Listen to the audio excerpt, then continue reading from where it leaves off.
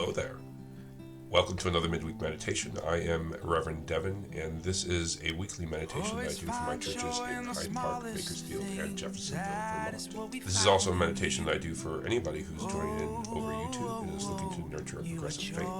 If you're looking for a second opinion on how we can build up a loving faith within our lives, I hope that you like and subscribe. And please feel free to share these videos with anybody you feel called to. Our reading for today comes from John chapter 10, verses 1 through 10. Very truly I tell you, Jesus says, anyone who does not enter the sheepfold by the gate, but climbs in by another way, is a thief and a bandit. The one who enters by the gate is the shepherd of the sheep. The gatekeeper opens the gate for him, and the sheep hear his voice. He calls his own sheep by name and leads them out. When he has brought out all of his own, he goes ahead of them, and the sheep follow him because they know his voice. They will not follow a stranger, but they will run from him, because they do not know the voice of strangers. Jesus used this figure of speech with them, his disciples, but they did not understand what he was saying to them. So again, Jesus said to them, very truly I tell you, I am the gate for the sheep. All who come before me are thieves and bandits, but the sheep did not listen to them. I am the gate. Whoever enters by me will be saved, and will come in and go out and find pasture. The thief comes only to steal and kill and destroy. I came that they may have life and have it abundantly. Alright, so this passage from John chapter 10 is kind of a good shepherd sort of parable that Jesus tells his disciples. And I think that the timing of when this passage, possibly, most likely, took place is important. This is a passage that we can read with the passage of the blind man that I talked about during Lent. The passage where Jesus finds a blind man at a village and he cures him of his blindness, and the blind man professes Jesus as the Messiah, and the people in the village wouldn't believe him, and they ended up kicking the blind man out. Even his parents ended up disavowing the blind man.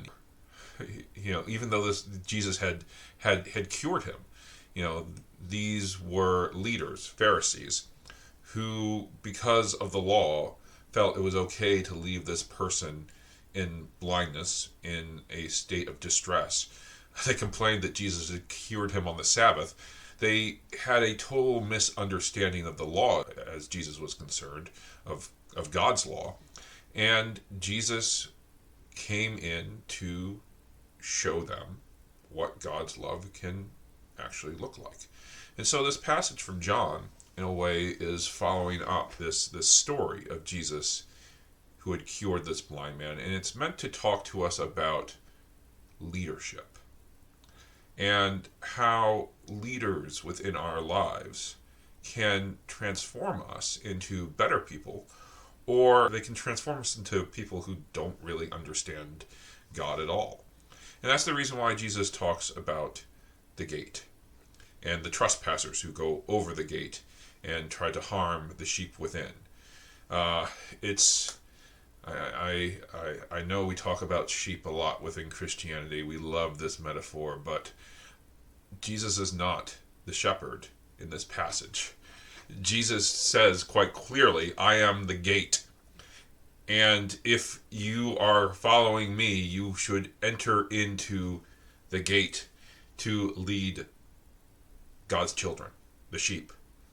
What this passage is saying is not that Jesus is the person that we need to follow in order to find salvation. What this passage is saying is that the type of love that Jesus instructs is the type of entryway that we need to enter into if we're going to engage in a type of ministry, in conversations of love, in understandings of God on earth that are going to be helpful to people, and also that people are going to want to follow. Because I think that the other thing about this passage, which is interesting, is the sheep are not stupid. They do not follow the people that come in falsely over the gate. They follow the people that they are able to understand and recognize and see God's love from. And so Jesus is basically saying that these Pharisees who had rejected this blind man were coming in over the gate. They were coming in over the fence. They weren't coming in through the main gate. They didn't understand God's love. And anybody who had eyes to see could understand that the message that they were sharing was not a message of love. It was a message of exclusion. It was a message of repression, suppression, and it was unkind. It was unkind to this blind man who was a member of their community and who they let suffer because they felt that basically, the law of God, as we are comfortable with it, said that this person wouldn't be suffering, he wouldn't be blind if he didn't deserve it in some way, shape, or form. Jesus says that that's not the type of ministry that God calls us to enter into. So, the question that I ask, stemming from this reading, is what does it have to do with Easter? What does it have to do with this message of rebirth and resurrection that we have during this season? And I think that the way in which I would apply this to the world today is that we are reborn by the people we choose to follow. And we need to recognize that. We need to ask ourselves, are we in a ecosystem? Are we following people who are helping us grow the way in which we want to? And also, on the flip side, we also fill roles in our lives where we are leaders. And I think we need to ask ourselves, when we are leading others, are we entering in through the gate, as Jesus calls us to preach and to lead by an example of love? Or are we jumping over the fence and trying to exploit the people in our lives around us?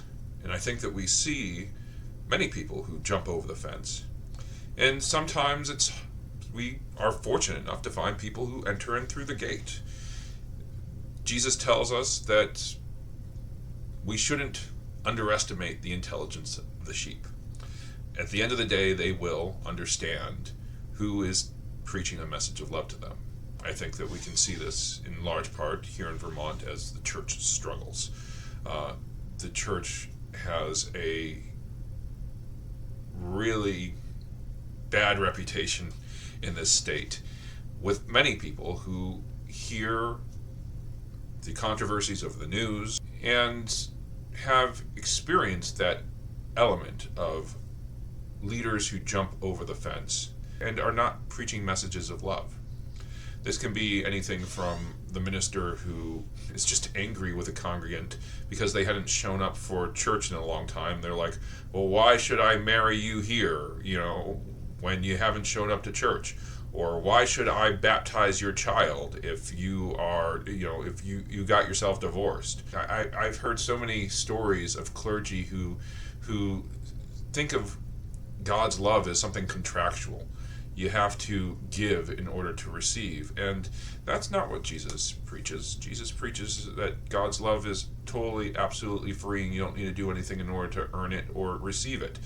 The only thing that God asks us to do is appreciate it. And so I think that because this jump over the fence mentality has pervaded so many congregations, has taken up roots in the Christian tradition for so long, we really do find ourselves in a situation where the followers of God, the children of God's love, will not follow the church.